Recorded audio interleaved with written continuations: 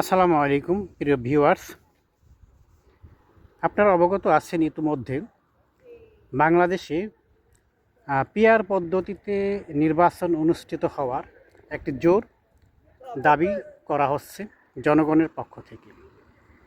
বলা যায় বাংলাদেশের অধিকাংশ জনগণ এই পিআর পদ্ধতির পক্ষে অবস্থান নিয়েছে, কিন্তু একটি বড় দল আছে যারা শুরু থেকে আজ পর্যন্ত এই পিআর পদ্ধতির বিরোধিতা করে আসছে।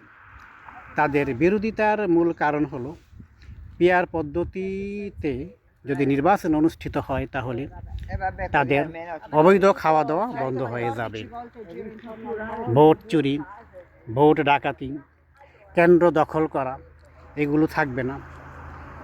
তারপরে যে দুর্নীতি করা, চুরি করা, অবৈধ দখলদারিত্ব এইগুলো চিরতরে বন্ধ হয়ে যাবে।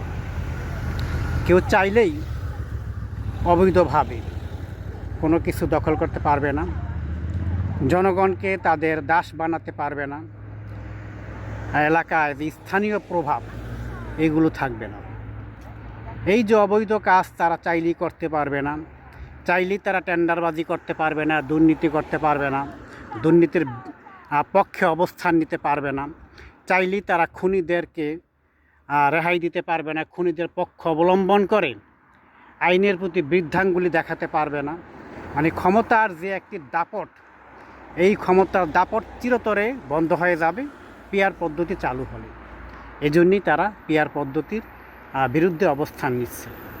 কিন্তু বাংলাদেশের সাধারণ মানুষ সবসময় তারা চেষ্টা করতেছে, সবসময় তাদের চাওয়া তারা সত্যের মুখোমুখি দাঁড়াতে চায়, সত্যের প্ল্যাটফর্মে তারা অবস্থান নিতে চায়। সুতরাং আমরা যারা সাধারণ নাগরিক আছি, সাধারণ মানুষ আছি, ইনশাআল্লাহ আমরা এই পিআর পদ্ধতিকে শুরু থেকে সাপোর্ট দিয়ে যাচ্ছি, ভবিষ্যতে সাপোর্ট দেবো ইনশাআল্লাহ। আসসালামু আলাইকুম ওয়া রাহমাতুল্লাহি ওয়া বারাকাতুহু।